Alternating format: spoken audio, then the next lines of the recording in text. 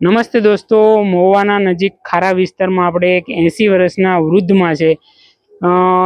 એના ઘરે આવ્યા છીએ અને હું એના ઘરની પરિસ્થિતિ છે, કઈ રીતના એનું ઘર ગુજરાન કરે અને પોતે એકલા જ રહે છે. તો આવો આપણે માની મુલાકાત કરીએ. કેમ છો માં? સારું છે, તમારી દુઆ છે. ગાડી હાલે છે એમને તમારે જેવા આપે ને ખાઈએ. બરોબર. શું નામ તમારું માં? મારું નામ ફાતમા બેન. ફાતમા માં. અને દાદા કેટલા ટાઈમ પહેલા ગુજરી ગયા? દાદા ને 3 મહિના થયા. તમારે દીકરા દીકરી? કાંઈ નહીં. કાંઈ નહીં. અને અત્યારે એકલી સમાધાન. અત્યારે એકલા હાવ નોંધારા? હાવ નોંધારા એટલે હાવ. તો માં પછી આ તમારું ઘર ગુજરાન કેમ હાલે? ગુજરાન હારા પડતા તમારે લેવાના, તમે છોકરા દેવો ને ખાઈએ. એવું છે ભાઈ, કોઈ દેતો નથી મને કે કોઈ આવક નથી.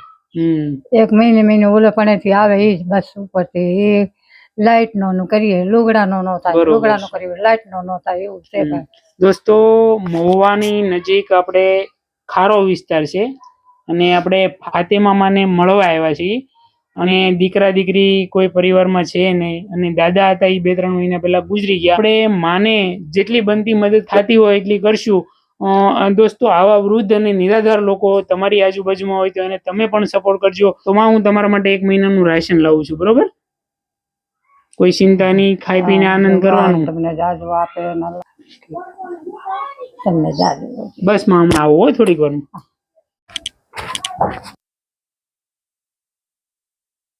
તો માં આ રાશન મેં તમને આપ્યું, કેવું લાગ્યું? જાજો ભગવાન જાજો આપે, એમને બરોબર લાગ્યું છે. બસ આ છે ને મહુવાના ભટિયાની માતા મહિલા મંડળ ગ્રુપ દ્વારા ઉપયોગ કરવામાં આવ્યો છે. તો હું આશીર્વાદ આપશો એને ઘણી ઘણી આશીર્વાદ ઉપરવાળો ઘણી ઘણું આપે એને. દોસ્તો, આપણને મહુવાના ભટિયાની માતા મહિલા મંડળ ગ્રુપ દ્વારા 21,000 રૂપિયાનો સહયોગ કરવામાં આવ્યો છે. એમાં મને આપણે અત્યારે રાશન આપ્યું છે. બસ દોસ્તો, આવી રીતના તમે પણ સહયોગ કરતા રહેજો. 50, 100, 200, 500 રૂપિયા અમારી ટીમને ડોનેટ કરશો તો અમે આવા વૃદ્ધ અને નિરાધાર પરિવાર હોય એને સહયોગ આપતા રહીશું. મારી ઉંમર કેવી રહી છે? અત્યારે 80 વર્ષ છે. તબિયત તો સારા રહી ને? તબિયત આમ બગડી જાય છે. હાજી રહું ને 1000 રૂપિયા દવા લાવું ને એવું બધે છે. ક્યારેક ગોઠણ ને આ ઉંમરે તકલીફ હોય ગોઠણની ને? ગોઠણ હારા છે. બસ તબિયત નું ધ્યાન રાખવું માં, બરોબર ને? બસ બસ. દેવા વાળા ને ભગવાન હારો કરે ને ફૂલે કરે ને અલ્લાહ એને જાજો આપે.